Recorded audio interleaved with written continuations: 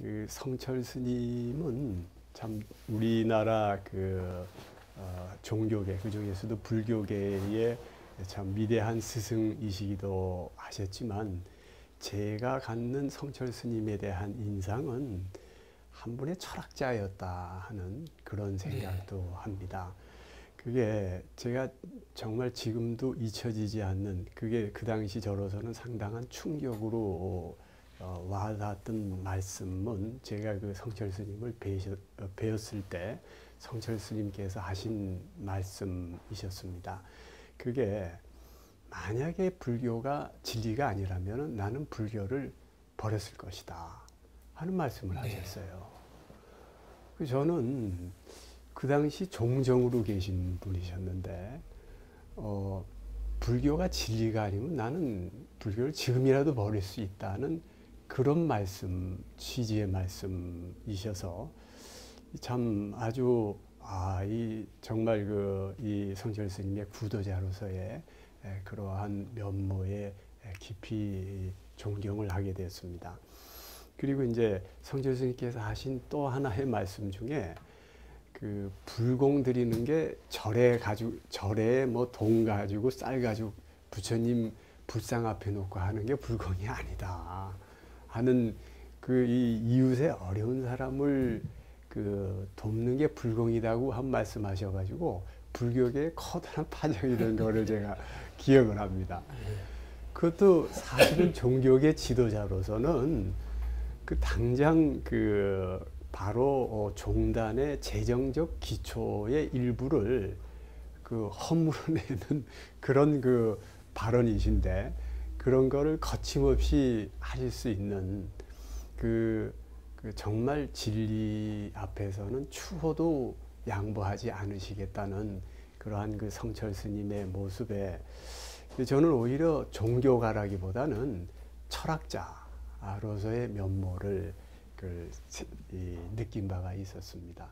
아마 스님께서도 그런 점은 혹시 좀 많이 느끼지 않으셨는지요? 스님께서 다른 스님들께서 주로 이제 일상생활이 자선 아니면은 염불 이런 식으로 보내셨는데 스님이 지향하시는 것이 이제 깨달음을 이제 참 지향하셨던 선사의 면모로서 여실히 드러내고 사셨기 때문에 지금 총장님 말씀하시는 그런 말씀도 기탄 없이 하실 수 있었다 그렇게 생각을 합니다. 그러니 그런 점에서는 다른 스님의 어떤 성격과 불교에 대한 인식이 전혀 다르셨다. 저는 지금 말씀같이 그렇게 늘 느끼고 살아왔습니다. 다른 스님들은 불공을 밖에 있는 사람 도와주는 게 불공이지 목닥치는 불공은 아니다. 저리 가져오지 마라. 그런 것 때문에 스님께서도 이제 정정하시기 전부터도 계속 당신 말씀 속에서는 다른 스님들한테 많이 참 아웃사이드적인 그런 대접을 그런 것 때문에도 받고 사셨다고 생각합니다. 오늘 이제 얘기의 주제가 대립과 갈등 해소를 위한 이 소통의 문제입니다. 근데 아마 이제 주최 측에서 교육 현장의 교권과 학생 인권의 대립과 관련해서 좀 얘기를 나눠주기를 바라고 있는데 우리 원택 스님의 성철 스님 시봉 이야기에 아주 참 사제간에 관한 여러 얘기들이 잘 나오고 있는 걸로 알고 있습니다. 스님을 모시면서 가장 보람이 있었던 일을 혹시 하나 소개해 주시겠습니까? 그래도 스님 평생 중에서 스님을 모신 것 중에서 스님께서 종정이 되시고 이제 1월달에 종정이 되셨는데 5월이 이제 초팔이 있지 않습니까? 초팔이 5월달에 있는데 4월 중순경쯤 청무원에서 신년 법어를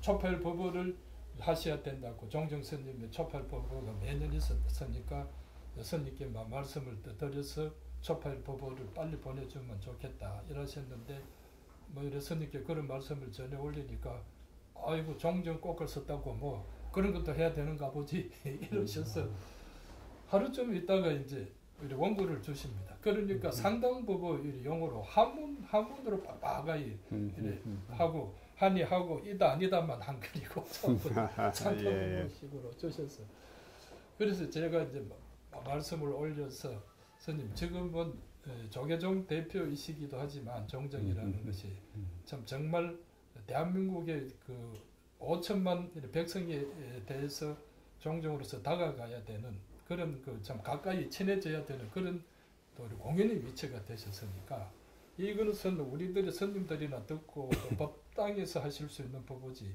이 사회적으로 내놓고 5천만 이 법문을 아무도 이해할 사람이 없는데 어찌하겠습니까? 그러니까 이제 공연이 되셨으니까 스님 한글로 써주십시오. 이거 안 됩니다.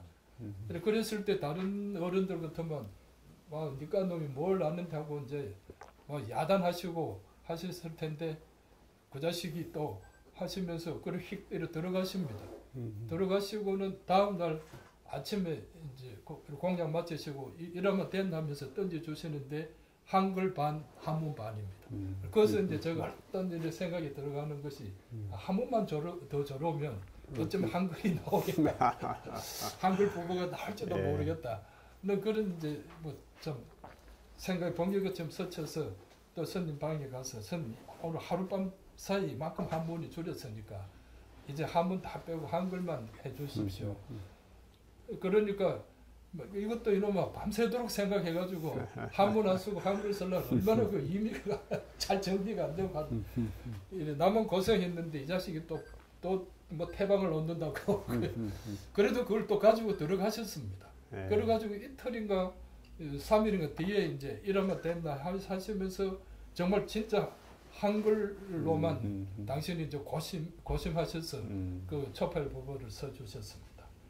그래서 그 법어가 처음 나가고 그러니까 반응이 좋으니까 한문으로 들어갔으면 뭐 세상에 언론이나 보도도 안 됐죠. 믿지도 못하는데 어떻게 보도가 됩니까?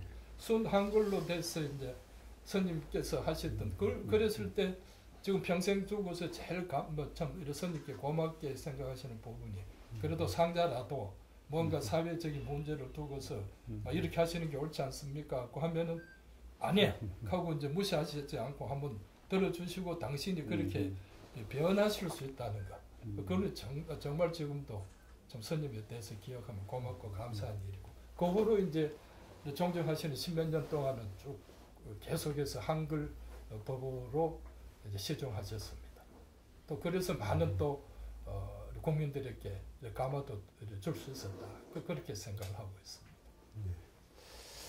예. 저는 이제 이 교육 현장에서 교권과 학생 인권이 대립된다고 하는 상황 설정에 동의하지 않습니다. 저는 그 교권이 논의가 되는 것은 교육 현장에서 그 학생들에게 이 가르쳐야 될 정당한 몫을 정치 권력이나 어떤 사회단체 또는 개인의 그 이 이익에 의해서 왜곡시켜서는 안 되고 제대로 가르칠 이 교육자의 책무에 상응한 것이라고 할 수 있고 또 학생 인권이라고 하는 것은 학생이 비록 미성년자라 하더라도 이 성인과 동일한 인격체로서 존중이 돼야 된다고 하는 그러한 정신의 반영이라고 저는 생각하고 있거든요. 이 학생 인권과 관련해서 그 가장 우리 역사상 선구자로 말씀드릴 수 있는 분이 방정환 선생이라고 할 수 있지 않겠습니까? 그분이 이제 그 어린이날을 제정하면서 종전에 전혀 가족들 사이에서도 그 존재감을 갖지 못했던 어린이에 대해서도 동일한 어떤 인격체로서 존중하고 사랑받아야 된다는 것을 얘기한 이러한 어떤 역사적인 맥락 속에서 그 인권이라는 것이 그 논의가 되는 것이지 그것이 어떤 권리로서 주장이 되고 충돌이 되는 이런 관계는 사실은 저는 아니라고 생각을 합니다. 그러니까 이 교수가 교수답게 스승이 스승답게 잘 가르치고 또 학생이 또 학생답게 제대로 배우게 될 때 구조적으로 있을 수가 없는 문제라는 것이죠. 근데 이제 지금 문제 상황으로 얘기되고 있는 그 교사를 폭행하는 제자가 있다. 그리고 또 학생을 성추행하는 교사가 있다. 이것은 결국 이 교사를 폭행한 그 학생에 대한 교육이 그런 학생 교사 그분들에 대해서는 어쨌든 제대로 가르쳐지지가 않았다고 하는 이런 얘기를 할 수 있을 것 같습니다.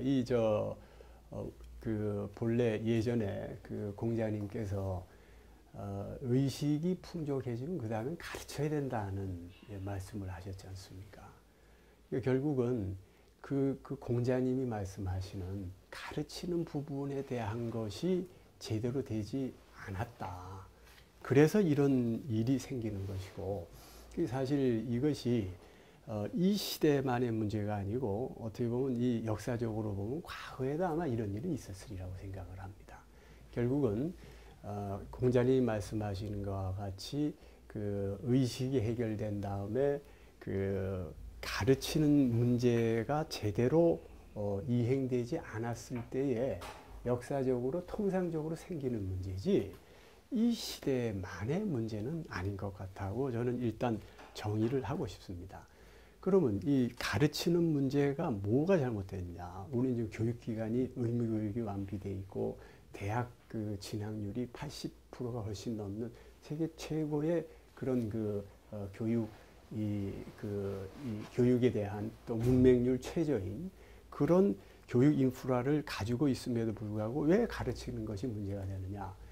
그 본질적인 문제는 결국은 이게 가정교육이 제 역할을 못하는 것에 있는 것이 아닌가 하는 생각을 합니다. 이제 이 가정교육이 제대로 안 되는 부분에 있어서는 그게 우리나라가 대가족제에서부터 핵가족제로 바뀌면서 그러면서 그 생기는 어떤 과도기적인 그런 이 증상 속에서 아직도 제자리를 찾지 못한 그런 측면 때문에 그런 것이 아닌가. 대가족 제도 하에서는 일단 그 교육적 접점이 많았다고 생각을 합니다. 롤 모델이 많았고 어떠한 상황에서 어떻게 처신해야 된다는 걸 배울 기회가 많은데 비해서 핵가족제 하에서는 그런 상황에서 부모가 가르치지 않을 때 이제 훨씬 그 상황의 노출도 줄어들고 또 그런 거에 대한 부모가 어떻게 가르칠지 자체를 잘 모르거나 게을리한 이런 경우가 많이 있고 그런 것이 교사를 폭행하는 그런 학생을 이 사회가 배출하게 되고 또는 그리고 또 이 학생을 성추행하는 교사는 그 교사도 학생을 거쳐서 교사가 된 거 아니겠습니까? 결국 이제 그런 어떤 아직까지 성숙하지 못한 상태의 학생임에도 불구하고 교사가 될 수 있는 우리 사회 시스템 때문에 교사로까지 갔고 그래서 성추행이라고 하는 그런 이 조화롭지 못한 그런 상태가 생긴 게 아닌가 하는 그런 생각을 해보고 있습니다. 그래서 지금 시대에는 가정교육을 핵가족제, 이제는 모두 핵가족제로 가고 그것도 더군다나 한두 명밖에 안 낳는 시대가 됐고 특히 한 명 낳는 경우가 많아졌기 때문에 어떻게 각 가정에서 자녀를 가르칠 건가에 대한 그러한 지침을 만들어서 그걸 이 연구를 해서 그것을 사회에 배포하는 일이 매우 중요하지 않을까. 그것은 대학의 문제이기도 하겠지만 그 불교에서도 관심을 가져야 될 그런 일이 아닐까 하는 생각을 해봅니다만은. 지금 이제 그 문제 말씀하셨듯이 이제 저도 요즘은 요즘도 아래도 무슨 학생들이 열몇 명 해가지고 네. 하나 또 뭐 몽둥이를 뭐 몇 시간 패가지고 네. 또 뭐 시체 유기까지 했다는 그런 보도까지가 나오는 거 보면은 저도 지금 총장님 말씀하시는 것처럼 우리 그 학교의 교육이 이제 문제가 아니라 이제 가정 교육이 무너져 버린 이 현실에서 이런 문제를 찾자면 어디서 찾을 수 있을까? 그러니까 부모들이 가정 교육은 시키지 않고 교사들 학교에만 그 책임을 묻는 그런 시절이 거꾸로 됐다. 저희들 세대만 해도 뭐 전 부모님들이 선생님 모시기를 참 하늘같이 스승을 하늘같이 모셨던 시절이 지금 40년, 50년 전인데 지금 와서는 이제 초중학교 이래 보면은 학부형이 찾아가서 선생님을 폭행한다는 거. 이거는 우리 세대에서는 상상할 수 없는 그런 어떤 그 학부형의 자세입니다. 이런 것들 자체도 참 학생들의 어떤 그 선생님에 대한 이런 존경심이 부모부터도 왜 없어졌는지, 부모부터 없어진 그 부모도 상당히 가정교육을 못 받은 분. 우리야 어릴 때 참 선생님 걸음자도 안 바른다고 하는 그런 유교적 뭐를 그래도 국민학교 때까지는 배웠는데 그런 말들이 이점 우리 30, 40대 부모들, 40, 50대 부모들한테 그런 말을 자식들한테 쓰지를 않지 않습니까? 이렇게 했을 때 가정교육의 이제 급격히 파괴, 이런 것이 이제 총장님 말씀하셨듯이 핵가족인데, 핵가족 때문에 일어난 그 참 현상인데, 이 가정교육까지도 학교에서 다 맡아라.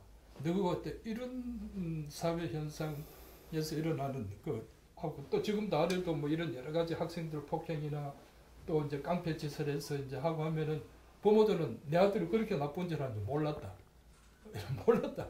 그러니까 한 가족에 살면서 하나밖에 없는 자식인데도 그 자식이 뭘 하고 있는지 부모가 이제 모르고 있고, 이렇게 내 아들이 나쁜 줄 몰랐다고 이제 뒤늦게 통탄하고 있다는 것은 정말 다른 그 무엇보다도 핵가족에서 일어나는 그 가정교육의 부재, 인격교육의 부재, 이런 데서 그 권한을 찾고 정말 초중교육부터 또 초중학교로 가고 있는 부모들의 교육부터 새로운 뭔가 사회적인 그 통합을 가지고 세워야 되지 않는가. 그거 없이는 학교에서만 모든 일은 이루어질 수 있냐? 그거는 없다고 저는 보고 있습니다.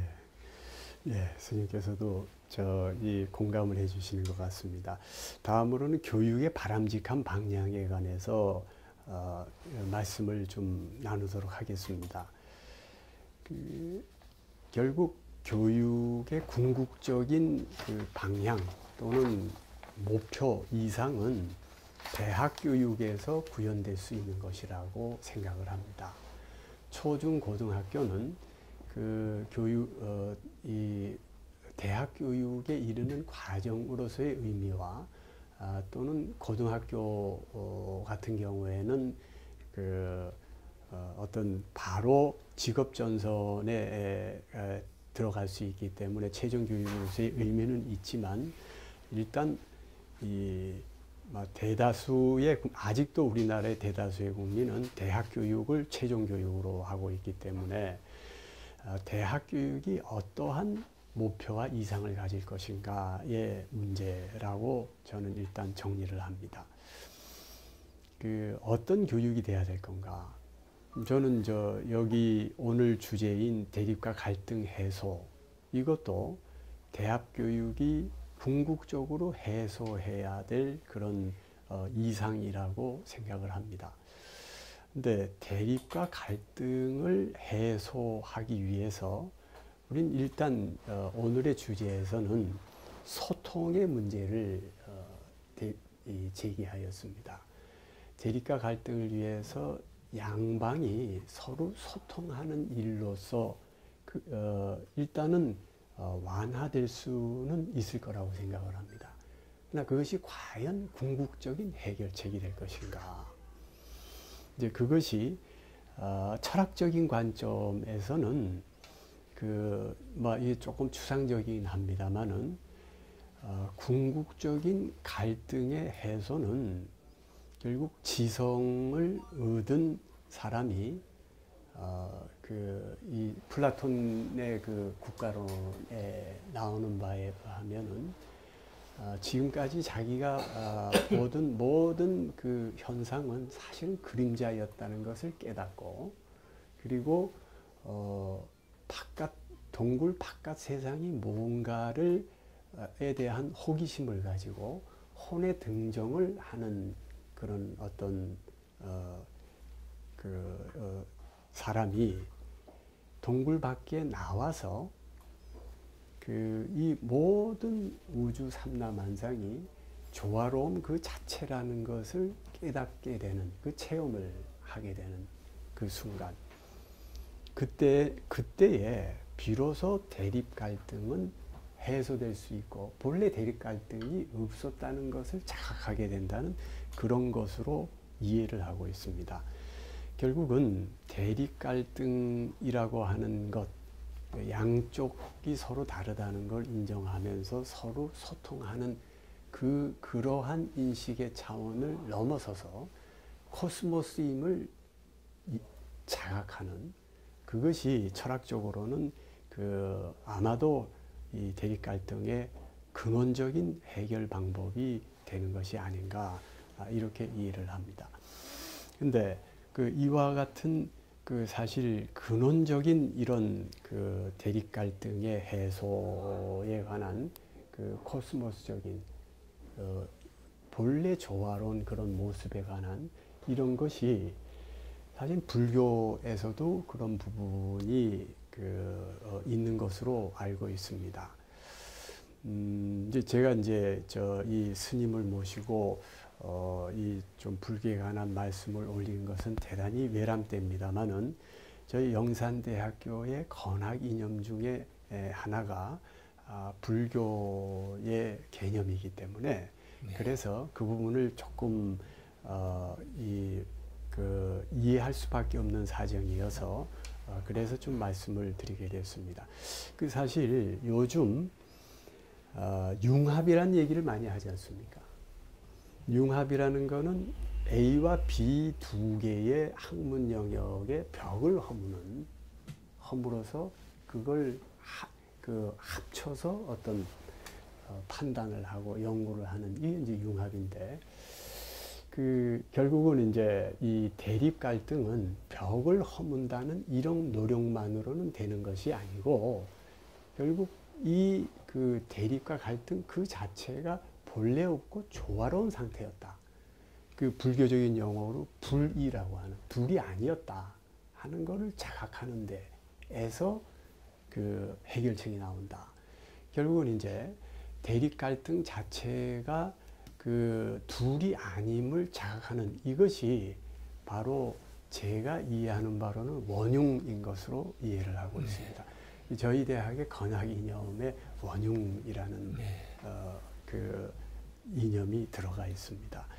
그래서 여기에 결국은 이제 교육의 바람직한 방향은 이 사회의 대립 갈등을 해소하면서 평화를 지향해야 되는 것이면 뭐 당연한 일일 겁니다. 그렇다고 할 때에 결국 그것이 궁극적으로는 그런 대립 갈등적인 이분법적인 차원을 뛰어넘은, 그것이 바로 진리의 세계이겠죠. 바로 진리 탐구일 것이고, 그 세계로 가는 것이 교육의 목표가 될 수밖에 없는 것이 아닌가. 일단 그렇게 생각을 하고자 합니다. 우리 불교적인 관점에서 스님께서 보시기에 어떠신지요? 이제 스님께서도 부처님께서도 이제 그 당시에는 다 제자들이 이제 부처님 말씀만 성복하고 예역하고 이제 살으신 산 집단이 아니라, 때로는 가다가 보면은 부처님의 가르침을 이래라 이렇게 했는데도 지키지 않는 그런 또 제자들이 생기나 봅니다. 그래서 어느 날 부처님께서 탁발하고 돌아와 보시니까 당신이 지키라 하는 계목을 지키지 않고 적들끼리 이제 떠들고 막 그렇게 하고 있으니까, 왜 내 제자들이 왜 이렇게 되었느냐, 그렇게 해서 내 말을 이래 듣지 않으면 나는 너희들을 가르쳐 없다고 부처님이 떠나버리십니다. 그러니까 이제 제자가 이제 두 편으로 갈립니다. 한 편은 가서 참회를 드리고 부처님을 따로 모셔와야 된다는 파가 있고, 또 한 파에서는 우리가 뭐 잘못한 것도 없는데 가서 모셔올 필요가 뭐지, 또 저끼리 싸우게 되고, 이 소문을 이제 신도들이 이제 바깥 부처님의 제자가 아닌 그 신도들이 듣게 되니까 참 부처님께서 그렇게 우리는 늘 존경하고 왔는데 이 그 부처님이 받는 제자들이 그 부처님의 그 뜻을 다 받아들이지 못하고 저래서 하는 거 보니까, 그러면 우리가 어떻게, 신도들은 어떻게 해야 되느냐. 그러면은 스님들이 아침마다 탁발 나오는데 밥을 주지 말자. 우리가 공양하지 말자. 그리고 그렇게 우리가 존경하는 스님을 제자들이 그렇게 공경하지 못하고 부처님이 떠나셨으니까, 여기 계시지 않으니까 내일 아침 오는 그 제자들에게 밥을 주지 말자. 탁발을 응하지 말자. 그러니까 밥 안 주는 데는 이 제자들이 밥을 도리가 없지 않습니까? 그러니까 자기들이 이제 신도들이 밥을 주지 않으니까 이제 며칠 굶고 나서는 우리가 참 부처님의 어떤 뜻을 못 다한 우리가 잘못이다고 하듯이 교육의 현장에서나 이런 데 있어서는 현장에서 막 이렇게 부딪히지만은 이런 뭐 참 제3의 어떤 그런 우리를 존경하고 아껴주는 이 제3의 어떤 곳에서의 어떤 그 중재, 또 지금 말씀하듯이 당사자끼리는 용합할 수 있는 그런 것들이 참 힘들지 않습니까? 그랬을 때 이런 참 우리 신도 단체처럼 제3의 존경하는 그런 대학을 염려하는 이 단체가 이제 어디에 있는지 이런 것들도 한번 이래 모색하면서 학원 문제는 또 풀어갈 수 없을까 하는 그런 또 생각을 잠깐 해보고. 예, 그렇습니다. 아무튼 이제 우리는 그 철학적으로 대립 갈등의 해소의 가장 이상적인 방법, 또 교육의 가장 이상적인 상태를 상정할 수 있습니다만은, 그러나 이제 그것을 구체적으로 어떻게 구현할 것인가의 과제가 남습니다. 이제 지금 그 플라톤이 얘기했던 소크라테스의 등장을 통해서 동굴의 비유라는 그 유명한 그 대화 내용에 의해서 그 얘기를 했던 그런 이 지성 누스라고 그러죠. 누스를 그 지성으로 번역하고 오성으로도 번역을 하는 걸로 알고 있습니다만은, 지성을 획득하고 그걸 이제 우연한 기회로 얘기를 합니다만은, 이제 이 플라톤은 그 다음에 혼의 등정의 과정이 있고, 다시 그 햇빛에 적응하기 위한 그런 이 준비 기간이 있고, 햇빛 속에 나와서 찬란한 태양 아래에 우주가 정말 그 자체 조화로운 그것을 체험하는 그런 과정이 있고, 다시 그 동굴 속에 들어가서 여전히 묶여서 오로지 벽면만을 보고 자기가 보는 것만이 그 그림자가 진실인 것으로 평생을 속아서 살고 있는 동료들을 구하고자 하는 그런 사람, 바로 그런 분을 철인치제라고 하지 않습니까? 그 필로소퍼 킹이라고 하죠. 그건 도대체 우리가 어떻게 이런 철인치자와 같은 이런 지도자, 또는 적어도 지성인을 길러낼 수 있을 것인가? 어떻게 해야 지성을 갖게 하고 성공적으로 혼의 등정이 이루어질 수 있게 할 것인가? 이제 이 부분에 대한 구체적인 방법론은 아직까지 전해지는 것이 없는 것 같습니다. 과거에 플라톤은 아카데미아를 만들었죠. 그 아카데미아에서 나름대로의 소크라테스가 그 창시한 그런 어떤 그 진리 탐구에 관한 그런 방법을 제자들에게 가르친 것이 아닌가 저는 생각을 하고 있습니다. 아카데미아에 관해서 현재 제가 알고 있는 아주 짧은 지식으로는 아카데미아에서는 기하학을 하지 않은 사람은 받지 않았던 것 같습니다. 그러니까 적어도 그런 진리 탐구의 기본적인 요건으로 기하학을 요구한 전제 조건으로 한 이러한 어떤 교육적인 체계는 알고 있지만 나머지에 대해서는 알고 있는 바가 별로 없습니다. 어쨌든 이 지성을 얻게 되는 그런 과정, 그것이 단순한 호기심만인지 또는 어떤 특별한 명상의 기법에 의한 것인지 저희들 현재 그 부분을 알 수가 없습니다만은 저희들은 불교에서 화두에 의한 명상의 기법에 상당히 주목을 하고 있습니다.